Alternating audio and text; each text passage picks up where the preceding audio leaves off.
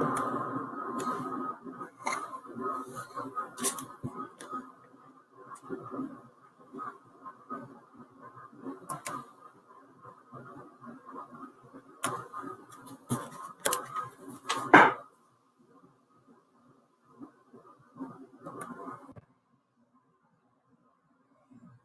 right, welcome to our video notes on plant reproductive structures, part 2. So in this video, we're going to think about angiosperms. So remember, we have our 2 types of vascular plant reproduction. So we have gymnosperms that produce cones and have unprotected seeds, and we have angiosperms. So angiosperms have 2 important characteristics. First, they produce flowers. That's super important. All angiosperms produce flowers. And they produce fruits that contain seeds. So flowers and fruits that contain seeds. Those are the 2 key characteristics of all angiosperms.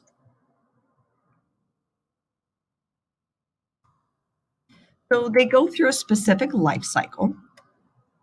It begins when pollen forms in the flower's anthers that are held up by filaments.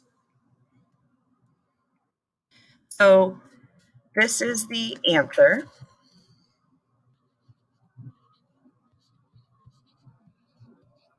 And this is the filament. So pollen is formed on where that little yellow spot here. So that is the anther held up by the filament, and that's where pollen forms. These structures as a whole make up the stamen, which are the male reproductive structure. So this whole thing, anther and filament, makes up the stamen. And you can see there are multiple stamens present within the flower.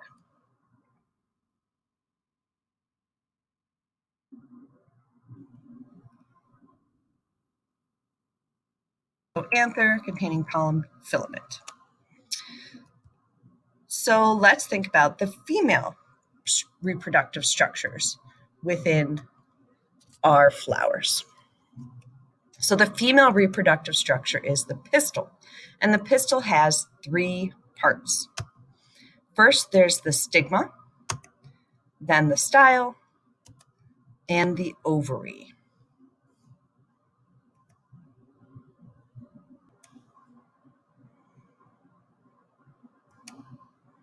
So when the pollen falls on the stigma, pollination may occur, which can lead to fertilization.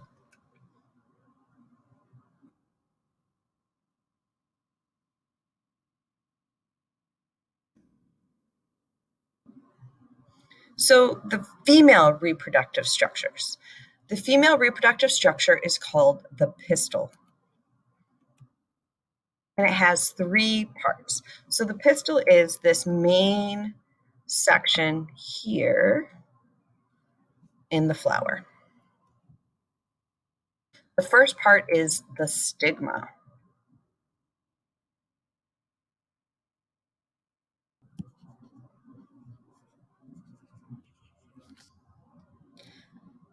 Next, we have the style and the ovary.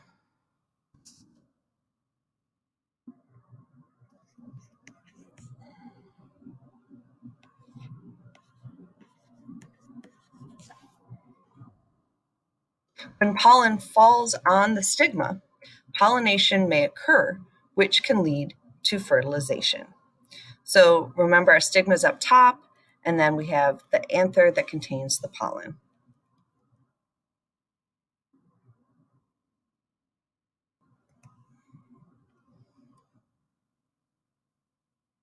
So what happens in pollination?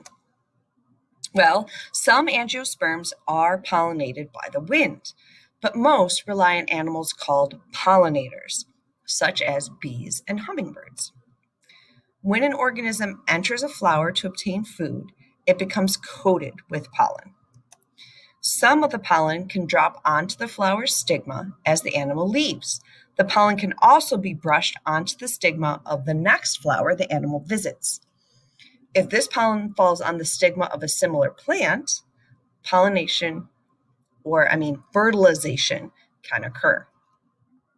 So you can see in our lovely bee picture up here, that bee is completely covered in pollen. That's what that fluffy stuff is attached to the little fuzzy parts of the bee. And then it can either transfer within the flower, or when the bee flies to visit the next flower, it'll carry that pollen. Below that, we have a hummingbird that is feeding with nectar from inside the flower. And also, as it's in there, it can disturb the pollen and move it into the stigma. And down here at the bottom, this is a lorikeet. You may have seen lorikeets at the zoo in Buffalo. And lorikeets are another nectar-drinking bird that sticks their face right in there in the flowers and can move the pollen around.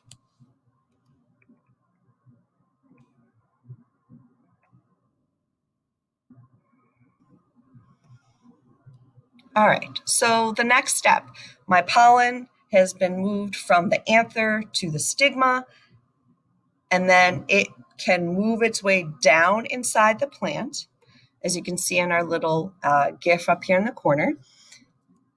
The pollen goes into the stigma, travels down the pollen tube into the ovary, and fertilization can occur.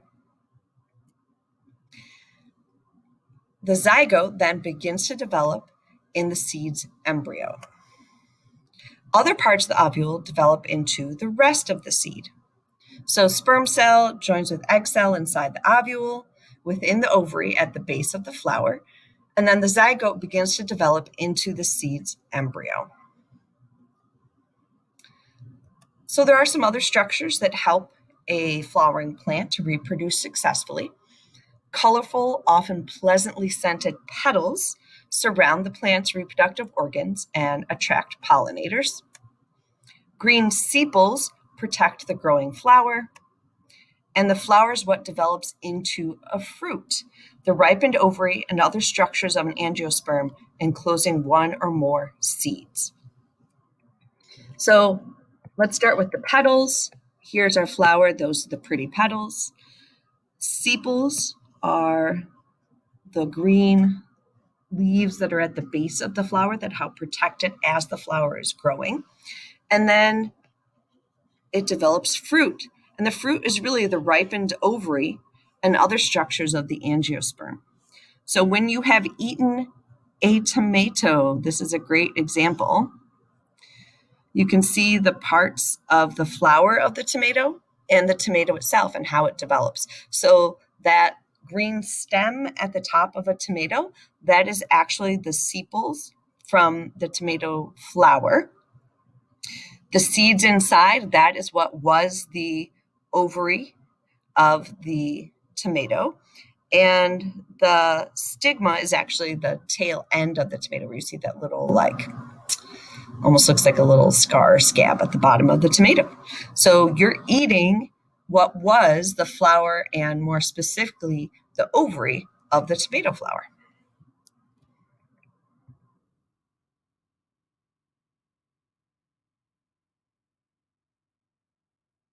Seed dispersal. Okay, so we've got the seeds inside the fruit. How do we get those seeds out and about so they can grow? Fruits are the means by which angiosperm seeds are dispersed or spread around. Often the scent and the color of the fruit attracts animals to the plant. Animals eat the fruit, and then the seeds in it pass through the animal's digestive system. And as the animal moves around, seeds are deposited in different areas in the animal's dung or droppings. The droppings have the added benefit of providing nutrients and moisture for the seeds. And you can see this picture, we have our pollen dispersal happening with butterflies and birds. And then our seed dispersal, the animals eat the fruits. The animals travel away from those trees. They deposit their droppings and then have put the seeds in a new place where they can grow. So seeds can also disperse by falling into water, by being carried by the wind, think dandelions. Seeds with barbs attached can latch onto fur or clothing and be carried away, like that poor dog. And they can be ejected by seed pods and scattered in different directions. And if you look at this little GIF, that is actually kind of slow motion, but that's what happens. There are some plants that actually, whoosh, the pressure inside the seed pod bursts it open and it flings its seeds in every direction. It's pretty cool. Seed dispersed far from the parent plants can have a better chance of surviving. Distance keeps the new plant from competing with the parent plant for light, water, and nutrients. When a seed lands in a spot with suitable conditions, germination may occur. Germination occurs when an embryo sprouts out of the seed.